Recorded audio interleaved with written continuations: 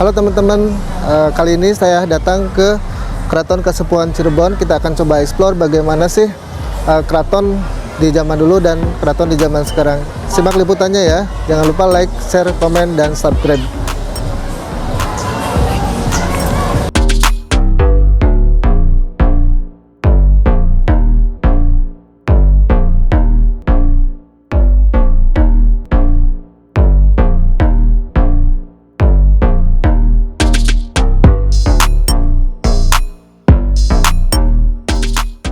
Assalamualaikum. Waalaikumsalam, Bapak Nana. Terima kasih. Siap, Kang Rudi. Di sini ada apa aja ya di Keraton Kasepuhan Cirebon ini? Oke, terima kasih Mas Nana atas kepercayaan saya untuk mendampingi Mas Nana selama berada di Komplek Bersejarah Keraton Kasepuhan Cirebon. Nanti insya Allah saya akan ulas sejarah ringkas dan awal berdirinya keratonnya. Ini suatu kehormatan bisa menemani Mas Nana selama berwisata sejarah di Komplek Bersejarah Keraton ini ya. Izin Mas Nana akan saya ringkas sejarah. Siap boleh. Oke, Mas. Kita sambil jalan aja Mas. Nanti sebentar, kita ini ada batu nih. Oh iya. Batu apa ini? Ini namanya batu bangku meja dari Gubernur Jenderal Inggris. Wah, Stanford Raffles ya. ini asli ya Mas Ya, ya? ini batunya ini Mas. Oke. Iya. Ini teman-teman meja dan bangku. Batu Galingga. Galingga namanya ya? Galingga. Ini batu Dari Gujarat asli. Ini Stanford dulunya buat Raffles. apa nih Mas? Ini buat ketika para pangeran dan ratu usai aktivitas hari, beliau ini duduk santainya di sini. Oh. Ada dua meja batu Kalingga ada di sini depan, dan nanti kita bisa lihat di area bangsa dalam Arum. Mohon maaf, di area apa? Taman Bundaran Dewan Daru. Oke, kita lanjut ya Mas ya. Monggo. Nah, ini kita masuk di sini Pak Nana. Ini namanya area Kompleksiti Inggil ya. Sebelum masuk kita lihat ada gapura yang namanya gapura Candi Bentar ya. Ini Candi Bentar Pak Nana ya. Oh, ini ya? Iya. Oke. Ini bergaya arsitek Majapahit ya. Nah, dalamnya itu ada komplek bangunan yang semuanya itu ada falsafah-falsafahnya ya. Mangga kita lanjut Pak. Oke, sebentar. Situ. Apa ya Mas?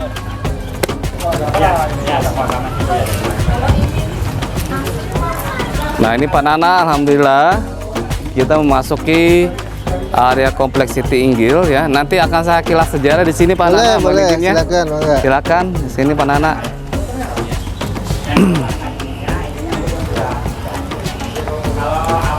Mohon izin Pak Nana, akan saya ringkas sejarahnya ya. Saya juga dengan keterbatasan saya, insya Allah akan saya paparkan mungkin dipersingkat ya, soalnya kita berbicara tentang sejarah Cirebon. Ya. Itu memakan waktu yang sangat panjang. Ya, betul, bisa Tidak mungkin- berhari-hari, Iya, Kang. bisa. Bertanya ya Pak Nana ya. Siap. Bismillahirrahmanirrahim. Mas Nana yang terhormat, bahwa Keraton Kasepuhan Cirebon ini ya berawal didirikan oleh putra mahkota Pajajaran ya. Beliau adalah putra pertama dari Sri Baduga Maharaja Prabu Siliwangi ya, yang bernama Raden Walangsungsang ya. Raden Walangsungsang ini bergelar Pangeran Cakrabuana Mas Nana ya. Beliau mendirikan keratonnya pada tahun 1430 Masehi, itu dengan keraton awalnya bernama Keraton Dalem Agung Pakungwati ya. Pakungwati maknanya adalah Pakung itu udang dan Wati itu perempuan. Nah, kemudian Keraton Dalem Agung Pakungwatinya Panan diserahkan keponakan sekaligus menantu beliau yang bernama Syekh Sarip Hidayatullah, atau lebih dikenal dengan sebutan Kanjeng Sunan Gunung Jati, bertepatan pada tahun 1479 Masehi ya. Nah, kemudian di masa era pemerintah Sunan Gunung Jati, keratonnya diperluas Bapak, dimekarkan ya. Yang tadinya letaknya di sebelah timur, diperluaslah sampai ke arah barat daya ini. Ini masa perluasan bertahun 1529 Masehi ya. Artinya bangunan-bangunan yang usianya di keraton ini sekitar 500 tahun yang lalu ya Pak ya. masih sangat terawat dengan baik ya. Kemudian Mas Nana ya, ketika tahun 1678 keratonnya mengalami masa sejarah ya. Jadi boleh dikatakan pada masa tersebut keratonnya terbagi menjadi dua bagian Bapak ya. Yang sepuh disebut Keraton Kasepuhan, yang muda atau yang anom disebut Keraton Kanoman. Yang sepuh dan yang anom ya.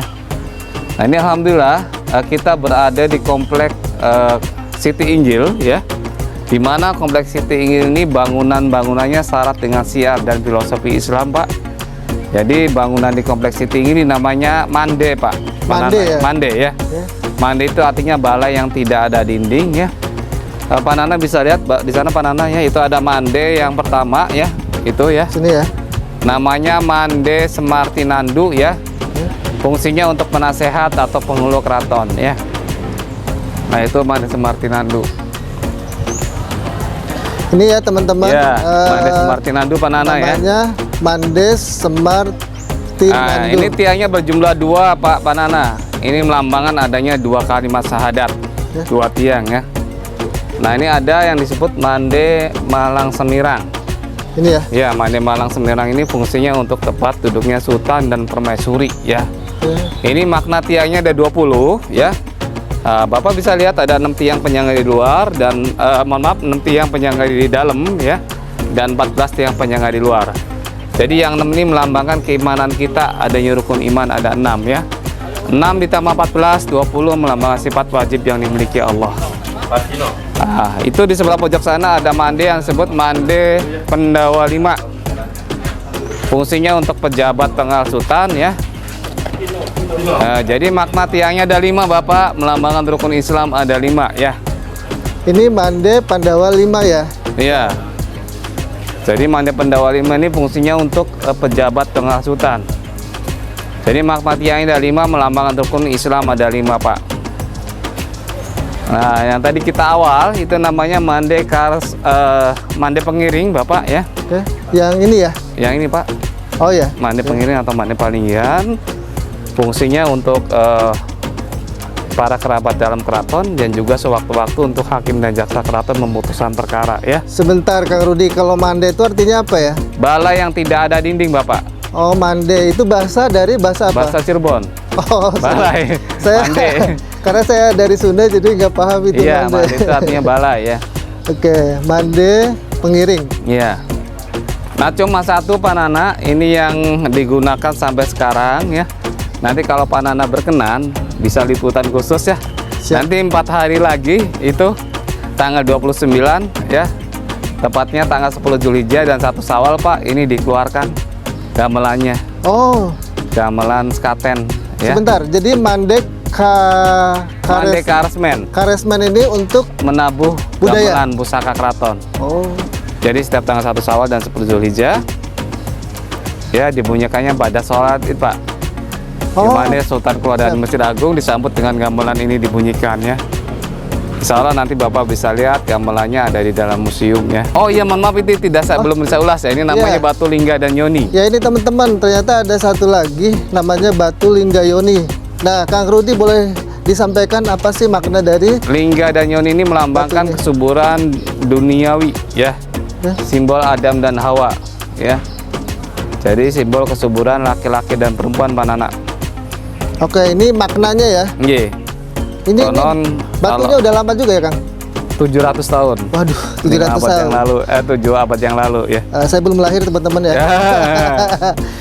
700. Jadi ini konon Oke. batu ini dipergunakan oleh Pangeran Cakrabuana atau Raden Walang Sungsang untuk membuat terasi. Oh, terasi. Iya, terasi itu udang rebon kecil Iya. Pak, dikukus, digodok, nanti ditumbuk dan airnya mengalir menjadi petis.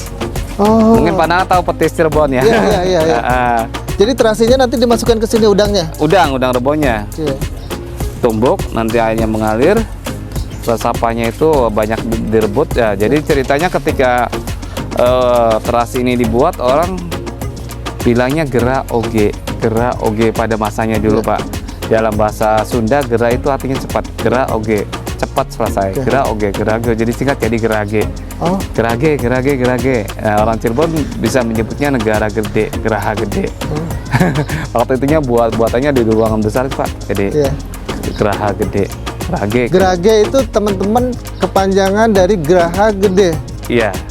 Cepet atau gera oge, cepet gera oge. Oh, Gera kan artinya segera ya, Iya. oge itu cepat. cepet segera cepet. Setelah masuk kita akan memasuki namanya Siti Inggil ya. Iya, Siti Inggil ini, Siti Siti Inggil. Inggil, dan ternyata di sini banyak sekali apa namanya tempat-tempat bersejarah, balai-balai lah atau mande yang di sini memang difungsikan untuk apa namanya sultan ya dalam beraktivitas santai ataupun Ada acara tradisi-tradisi, Pak. tradisi Jadi setiap budaya rutinnya itu tradisi budayanya itu setiap hari Sabtu. oh Di ya. mana setiap hari Sabtu para prajurit keratonnya berarti perang di alun-alun Sangkala Buana. Tadi sultannya duduk di Mande Malang Semirang. Yang Gitu, paling Pak. depan ya. Iya. Jadi setiap hari Sabtu tuh rutin ada prajuritnya latihan adu jurit ya, memanah, berkuda dan segala macamnya ya. Namun setelah era kemerdekaan tidak difungsikan. Tidak ya. Kita berdaulat penuh ke NKRI ya. Oke, teman-teman kita lanjut ke Ruang tengah, Pak. Jadi Ruang kita tengah. ya, jadi bagian tengah. Bagian tengah dari keraton. Nah, ini Pak Nana, kita setelah kilas sejarah di sana dan kita menuruni sebuah tangga ini ya. Ini namanya Gapura Banteng, Pak Nana. Ya, ini teman-teman Gapura Banteng ya. Oke. Jadi Gapura Banteng ini Pak Nana merupakan simbol keberanian kekuatan aparatur negara ya. Bisa dilihat Pak Nana kalau kita zoom, ini ada relief berbentuk banteng. Ini melambangkan Candra Sangkala Jawa yang berbunyi Kuta 1, Bata 5, Tinata 4, Banteng itu 1. Jadi kalau di kalender Masehi kan ya, ini kalender Masehinya itu 1529 Masehi. Kalau kalender Sakanya itu 1451 Saka ya. Kuta, Bata, Tinata, Banteng ini melambangkan Candra Sangkala Jawa yang artinya berdirinya kompleks Siti Inggil ini. Bertepatan di tahun 1451 Saka, garis miring kalender Masehinya itu 1529 Masehi. Nah ini alhamdulillah Pak Nana, ini ada bangunan merupakan pendopo ya. Pendopo ini namakan pendopo pengada ya. Pengada maknanya adalah kubeng atau keliling ya. Kubeng atau keliling difungsikan untuk pejabat Pancalima Keraton ya. Di sini yang bertugas Pak Nana ada Lurah Dalem, Camat Dalem, Demang Dalem, Laskar Dalem, dan Kaum Dalem. Fungsi bangunannya ketika kita bertamu menghadap Sultan wajib lapor ya. Kalau itu apa, Kang? Nah, ini ada taman atau lapangan Giyanti, Pak. Dibangun oleh Pangeran Arya Carbon Kararangen ya, abad ke-17 di era Gusti Sultan Sepuh yang pertama. Nah ini. Oke. Kang Rudi boleh tanya nih, luas keraton Area. Kesepuhan ini berapa ya? Jadi luas area keraton, mohon maaf saya tidak diterangkan di awal, mohon maaf. Jadi ini 25 hektar Bapak, 25 hektar itu dari alun-alun sampai ke belakang ya. Ini luar biasa ya. Nah ini terdapat sebuah pintu yang dinamakan regol Pak. Regol, Iya. artinya? Regol artinya pintu penyaringan. Jadi Bapak lepas dari sana lapor ya. Nanti kita dicek ulang, disterilkan. Regol itu bahasa Cirebon? Bahasa Cirebon Pak. Jadi pintunya beratap ya. Oke.